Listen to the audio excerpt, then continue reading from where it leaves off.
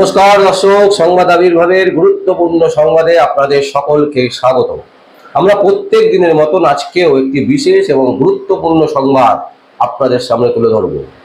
দর্শক, আমরা বেশ কয়েকদিন আগে একটি সংবাদ আপনাদের সামনে তুলে ধরেছিলাম যে পশ্চিমবঙ্গে কিভাবে দিনের পর দিন একটি সম্প্রদায়ের মানুষ হু হু করে বাড়ছে।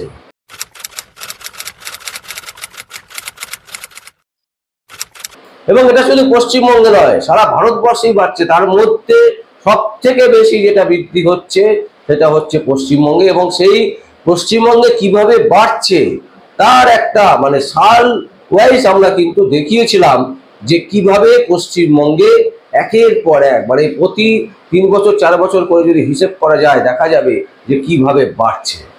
এবং এই প্রশ্নটা আমরা তুলেছিলাম যে এটাকে আটকানো উচিত, এটাকে আটকাতে হবে।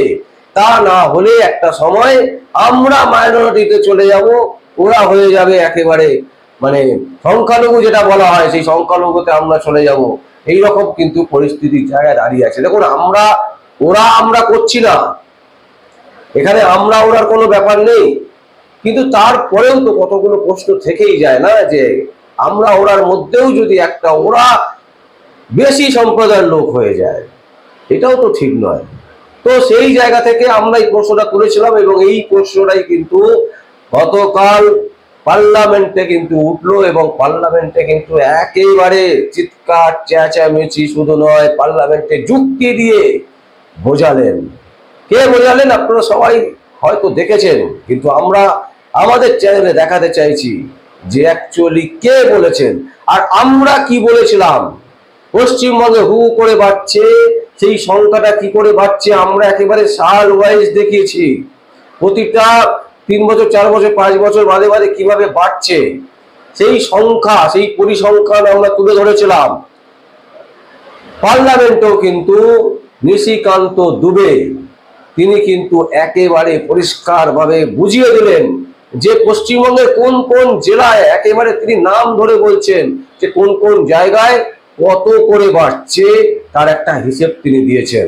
এবং তিনি দাবি করছেন যে যদি তার কথা না মেলে তাহলে তিনি পদত্যাগ করতে রাজি আছেন। এবং এই পদত্যাগ করাটা যে তিনি বলছেন, এটা কিন্তু কথার কথা বলছেন না, এটা কিন্তু একদম পরিষ্কার। এবং আমাদের যে সমীক্ষা, আমরা যেভাবে পরিসংখ্যানের যে আমরা তুলে ধরেছিলাম তার সাথে কিন্তু মিলছে ওনার বক্তব্য। আসুন দর্শক, আমরা কি দেখিয়েছিলাম আর পার্লামেন্টে নিশিকান্ত দুবে তিনি কি বলছেন দেখুন একবার। দুটোই আপনাদের কাছে তুলে ধরছি এবং দুটো দেখলে আপনারা বুঝতে পারবেন যে পশ্চিমবঙ্গের পরিস্থিতি কিন্তু ভয়াল জায়গায় যাচ্ছে। সঠিক জায়গায় কিন্তু পশ্চিমবঙ্গ নেই।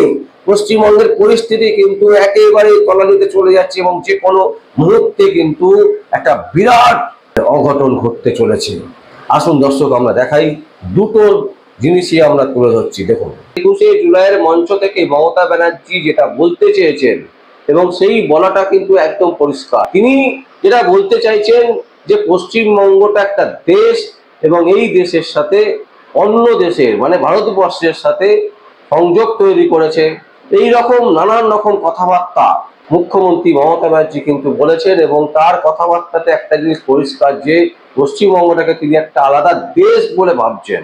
এবং সেই জায়গা থেকে পশ্চিমবঙ্গে যে গুরুতর অবস্থায় পৌঁছতে যাচ্ছে তার একটা সমীক্ষা, তার একটা নির্দিষ্ট বলা যেতে পারে পরিসংখ্যান, সেই পরিসংখ্যান আমরা আপনাদের সামনে তুলে ধরতে চাইছি।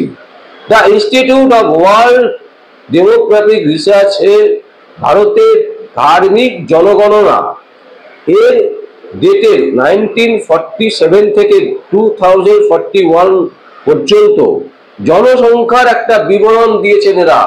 জনসংখ্যার যে বিবরণ, এবং সেই বিবরণে একদম পরিষ্কার বলেছে যে পশ্চিমবঙ্গে আগামী দিনে হিন্দু ধর্ম না মুসলিম সম্প্রদায়ের মানুষ কারা প্রাধান্য পেতে চলেছে, কাদের কথা শুনতে হবে, সেই জায়গাটা কিন্তু এই সমীক্ষায় জনসংখ্যার যে বিবরণ সেই বিবরণে কিন্তু উঠে এসছে।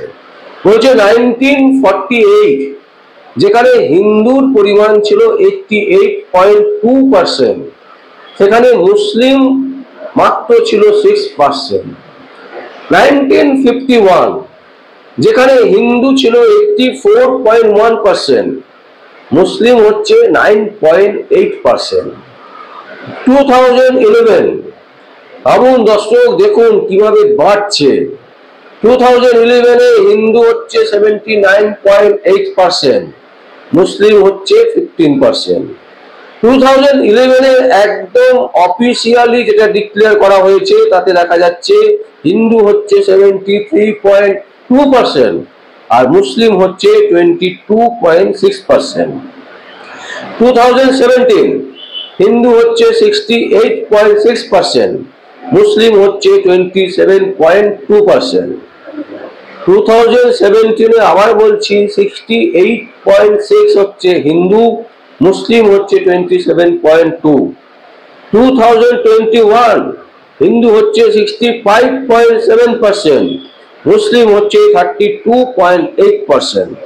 2031 কি হতে চলেছে সেটাও কিন্তু আমরা দেখতে পাচ্ছি, যেটা হচ্ছে হিন্দু হচ্ছে 55%, মুসলিম হচ্ছে 43.6%। 2040 হিন্দু হচ্ছে 30.5%, মুসলিম হচ্ছে 66.9%। 2041 হিন্দু হচ্ছে 11.2%, মুসলিম হচ্ছে 84.5%। পশ্চিমবঙ্গে কিন্তু এটাই হতে চলেছে। এবং এই জনসংখ্যার যে বিবরণ, এই জনসংখ্যার বিবরণ যেটা যারা দিয়েছে তারা হচ্ছে the institute of world demographics research centre থেকে কিন্তু করা হয়েছে। তারা এটা করেছেন এবং তারা এটা জনসমক্ষে তুলে ধরেছেন এবং তাদের এই যে জনসংখ্যার যে বিবরণ, সেই বিবরণ আপনাদের সামনে আমরা তুলে ধরছি। এবং এটাতে বলা হচ্ছে যে সাইরিয়া, আফগানিস্তান, পাকিস্তান, কাশ্মীরের মতো দুরবস্থা তৈরি হতে চলেছে পশ্চিমবঙ্গে। একেবারে এটাকে রোখা যাবে না যদি এখনই না এর কোনো বড় কোনো পদক্ষেপ নেওয়া যায়। मैं जिस राज्य से आता हूं अध्यक्ष महोदय, संथाल परगना एरिया से, जब संथाल परगना बिहार से अलग हुआ झारखंड, तो 2000 में आदिवासियों का पॉपुलेशन हमारे यहाँ संथाल परगना में 36% था और आज आदिवासियों का पॉपुलेशन 26% है। 10% आदिवासी कहाँ गायब हो गए, कहाँ खो गए? इसके बारे में कभी भी ये सदन चिंता की बात नहीं करता है, वो वोट बैंक की पॉलिटिक्स करता है। और जो हमारे यहाँ सरकार है, झारखंड मुक्ति मोर्चा, कांग्रेस, वो इसके ऊपर जो है कोई भी एक्शन नहीं लिया जा रहा है। आज क्या हो रहा है, बांग्लादेश का घुसपैठ हमारे यहाँ लगातार बढ़ रहा है।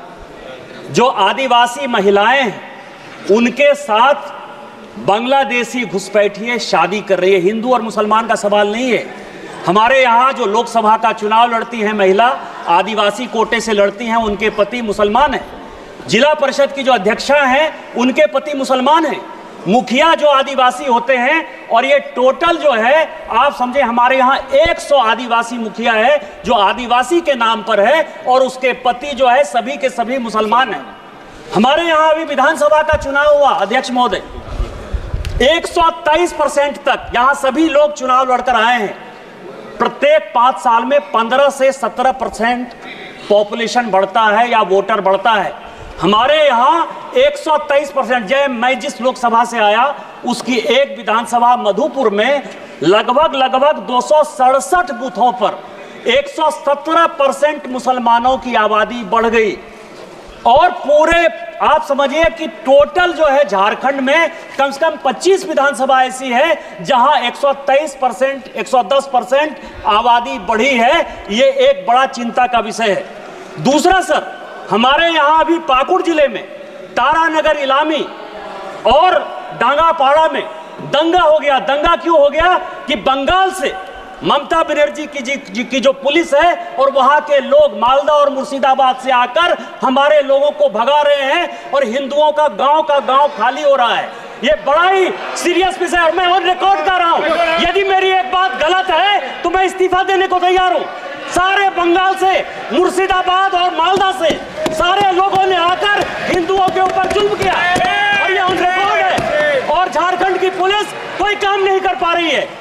मेरा आपके माध्यम से स्पीकर महोदय आग्रह है कि पूरा मालदा, मुर्शिदाबाद, अररिया, किशनगंज, कटिहार और हमारे यहाँ साहबगंज और ये झारखंड हाईकोर्ट का अभी 22 जुलाई का ऑर्डर है जो ये कह रहा है कि मुसलमानों की आबादी दिन प्रतिदिन बढ़ रही है और वहाँ भारत सरकार को हस्तक्षेप करना चाहिए। तो यह जितना किशनगंज, अररिया, कटिहार, मालदा, मुर्शिदाबाद और पूरा संथालपना है, इसको यूनियन टेरिटरी बनाइए, नहीं तो हिंदू खाली हो जाएंगे। एनआरसी लागू करिए और इसके पहले यदि कुछ नहीं होता है तो सबसे पहले हाउस की एक कमेटी भेजिए और पूरे सभी उसमें तृणमूल कांग्रेस के मैक्सिमम पर रखिए कि वो कमेटी जाए। और दूसरा जो ये लॉ कमीशन की रिपोर्ट है 235वीं 2010 की, उसको लागू करिए कि धर्मांतरण और शादी के लिए परमिशन जरूरी है। आपने मुझे मौका दिया। इन्हीं शब्दों के साथ जय हिंद, जय भारत। দর্শক আপনারা দেখলেন যে একেবারে পরিষ্কার করে আমরা কিন্তু আমাদের যে জনমত, যে সমীক্ষা যেভাবে আমরা যেখান থেকে আমরা দিয়েছি তার ইনস্টিটিউশনের নাম আমরা বলেছি যে কারা এটা করেছে এবং তারপরে নিশিকান্ত দুবে তিনি কি বলছেন পার্লামেন্টে দাঁড়িয়ে একদম পরিষ্কারভাবে তুলে ধরলাম। বিচার করার দায়িত্ব দর্শক আপনাদের, আমরা বারবার করে বলছি বিচার করার দায়িত্ব আপনাদের। আপনারা কি করবেন, আপনাদের বক্তব্য, আপনাদের মতামতটাই হচ্ছে সব থেকে বড়। তাই আপনাদের সিদ্ধান্ত যেটা হবে আপনারা সেটাই করবেন। এবং আমাদের এই সংবাদ দেখে আপনাদের যদি কোনো কমেন্ট করার ইচ্ছে থাকে তবে অবশ্যই কমেন্ট করবেন। আর দেখতে থাকুন পরবর্তী সংবাদ আবির্ভাবে। আমার নাম বিশ্বজিৎ পাল, সংবাদ আবির্ভাবের জন্য।